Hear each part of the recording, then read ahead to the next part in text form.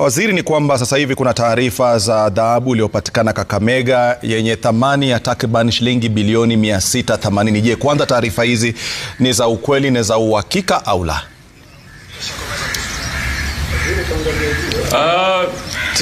Taarifa ni za hakika, ni za ukweli. And by the way, that's just part of the finding. Inaweza kuwa hata kubwa zaidi ya hiyo. Tuanze kwamba kukubaliana kwamba ni taarifa za ukweli na za hakika. What is happening in Ikolomani, my brother? 338 acres. 800 people are being displaced. It is said that there is gold there for 643 billion. We have information. The gold under is almost 6 trillion. This gold, why are the locals not involved? Why is it not being... Have you sent geologists to give you that information? Let me tell you. Kumbe jamaa ameshafanya survey. Amejua hapa chini iko gold. Sababu wewe William Ruto, ulijuaje ile dhahabu iko hapa ukaanza kuunda factory ya dhahabu kabla uanze kutoa watu? Singefaa atoe watu kwanza ndio tujue, ndio apime, ajue kuna dhahabu, ndio aunde factory. Yeye alianza last year. Vile aliingia kwa ofisi hivi akakuja ku-launch. Kumbe alikuwa anajua chenye anafanya. Saa hii wanaambia hizo familia zihame bila kuongea nao. Ati wewe hama kwanza.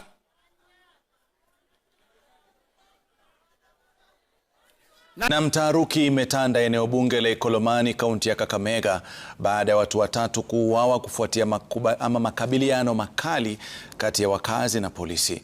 Maafisa wa usalama na wanahabari walijeruhiwa baada ya wakazi waliojawa na hasira kukatiza shughuli ya kupata maoni ya wananchi kuhusiana na mradi wa kuchimba dhahabu ya thamani ya zaidi shilingi nusu bilioni. Wenyeji wamepinga mradi huo wakisema hatua hiyo itawalazimu kuhama na kuharibu kipato chao kama Gatete Njiro. Minerals belong to the people, not to the government. They don't belong to the government. That we, the leaders of Western, have not been consulted speaks volumes to not only the attitude of the government, but the intention. Ladies and gentlemen, listening to the video clip that we have begun with, that was an interview that was yesterday conducted by KTN involving the former Deputy President of the Republic of Kenya, RIGATHI Gachagua, went ahead to allege that the current war that has been unfolding in KAKAMEGA between the government versus the residents of Ikolomani area in Kakamega, involving the currently or the recently discovered gold mine, the Ikolomani gold mine, is actually more hidden than what we actually know. Why am I saying this?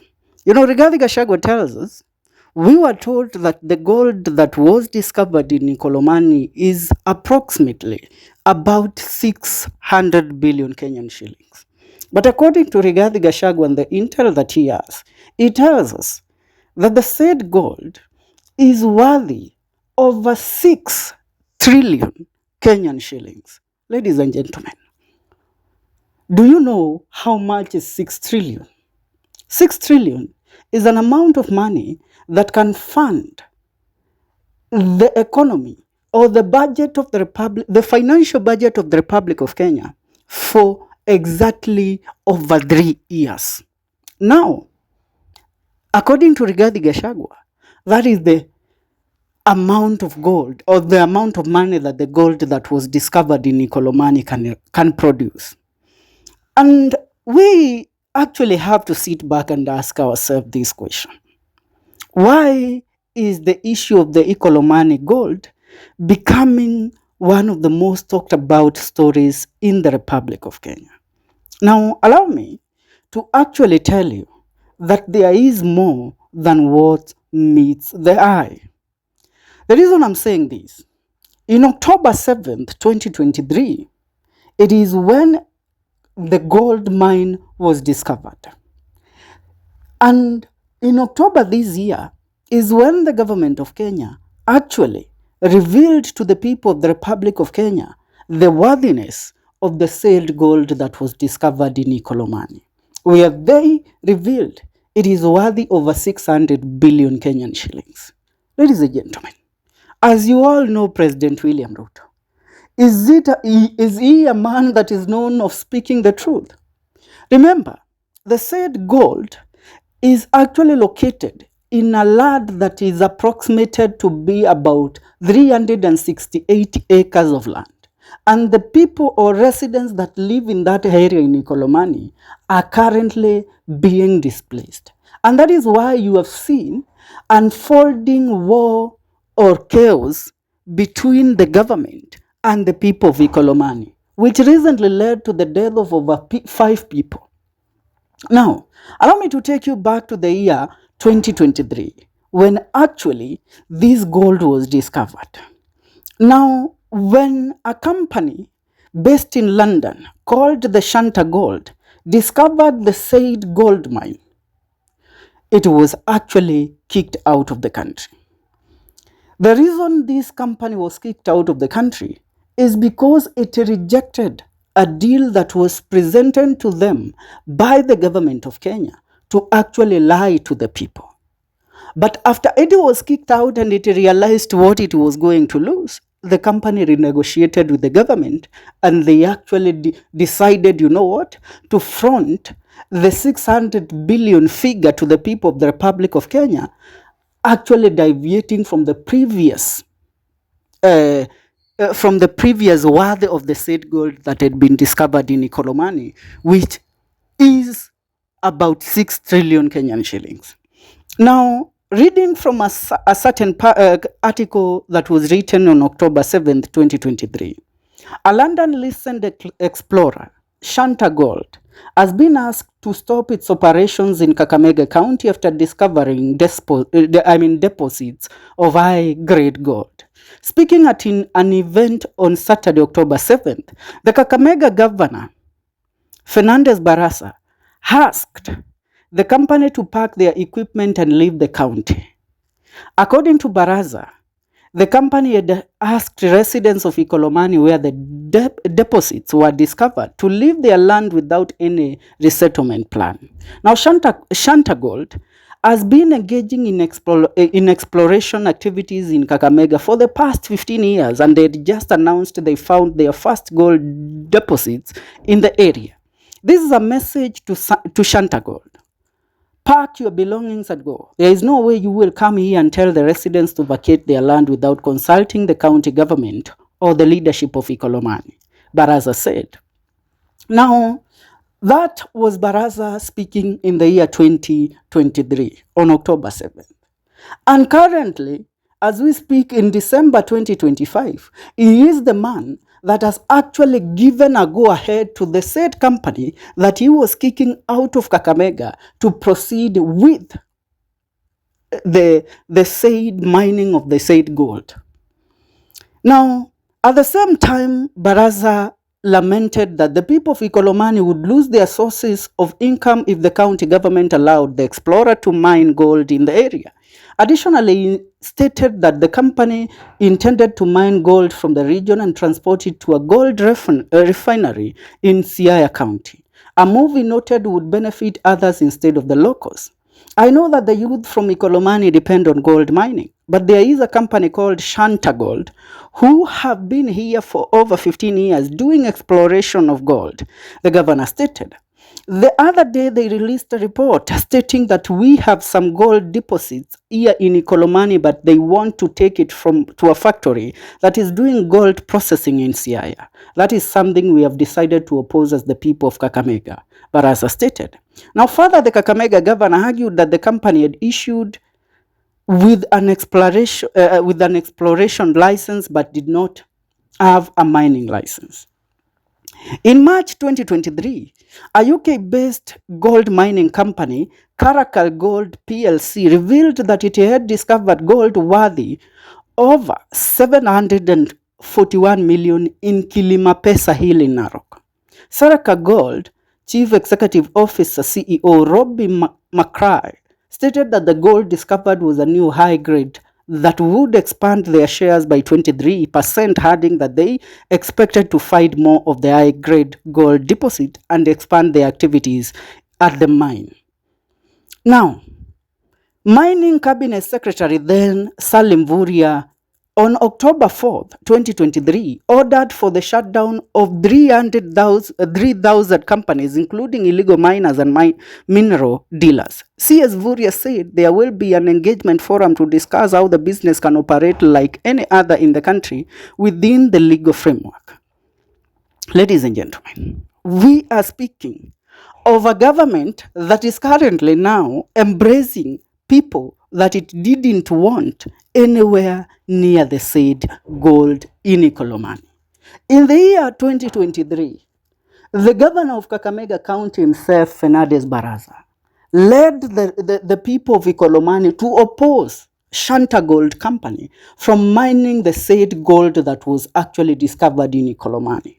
The reason he did that, according to him, is because the Shanta Gold company was not going to benefit the people of Ikolomanj, but it was going to benefit the people of Siaya. But these are Kenyans, all of them. But what was hidden in the said statements made by the governor of Kakamega is that Shanta Gold company had refused to actually cooperate with the Kakamega County government and the overall Kenyan government to lie to the people of the Republic of Kenya on the worthiness of the gold that had been discovered in Ikolomanj, where the government wanted the people to know that the gold was worthy 600 billion. But in real sense, the gold was worthy 6 trillion Kenyan shillings. Now, after cracking the deal between Shanta Gold and the Kakamega County government together with the Kenyan government, in October 2025, that is when Shanta Gold company was issued with a mining license and it was given security to exploit the said gold in Ikolomanj and even kick out the people of Ikolomanj. Now, the Kakamega leaders have currently proposed a plan by investor to extract gold in Ikolomanj. Now, let's get down to now the current state. According to environmental impact assessment submitted to NEMA, Shanta Gold's Kenyan subsidiary confirmed that 1.2.7 trillion ounces of gold at the Isulu Bushiangala underground mining project. The company planned to use around 337 acres, primarily privately owned, which would affect 800 households. Residents staged demonstrations on Wednesday to seek clarity on the proposed relocation, leading to the postponement of a NEMA public engagement forum. Deputy Governor Hayub Savula said the community needed more consultation before any decision is made, noting that mining operations could impact services such as water, education, and electricity. He said the county government may explore legal avenues if necessary. The senator of Kakamega, Boni Alwale, said residents are seeking proper engagement and assurances regarding land use, institutional relocations, and long-term benefit of the project. Institutions that could be affected include Singalagala National Polytechnic, Bushiangala TTI, Eregi Teachers Training College, and several high schools in the area. Now, the Kakamega Artisan Mining Committee Chairman Patrick Legami said artisan miners are concerned about coexistence with larger mining operations and the future role of the county's gold refinery. Ladies and gentlemen, it is not about the relocation of the people of Ikolomanj. It is about the worthiness of the said gold. The people know that the gold that is being mined there can not only change the life of the people of Ikolomanj, but it can change the life of the whole country at large. President William Ruto is a man that, as we speak, in the last 3 years that he has been in power, he has actually taken a debt that is worth 4 trillion Kenyan shillings. Imagine this gold that has been discovered, if it is used and it is, given to the public as it is supposed to be given, then the 6 trillion, even if you count the money that should go to the miners and all the operations to amount to 1 trillion. Even waibe, hiyo ingine, they should actually give the people of Kenya, more so the people of Ikolomanj. The people of Ikolomanj should be given about 30% of the 6 trillion, then the other money can be actually channeled to fund development and the economy of the Republic of Kenya. But Ruto ni nani? Ruto ni nani? Together with his cabinet secretary of mining, they actually drafted a plot to lie to the people of the Republic of Kenya that the gold deposits was only worthy 600 billion. But in real sense, the gold is worthy 6 trillion Kenyan shilling. Life-changing money. Remember, it is not only in Ikolomani. Lithium was recently discovered in Kilifi.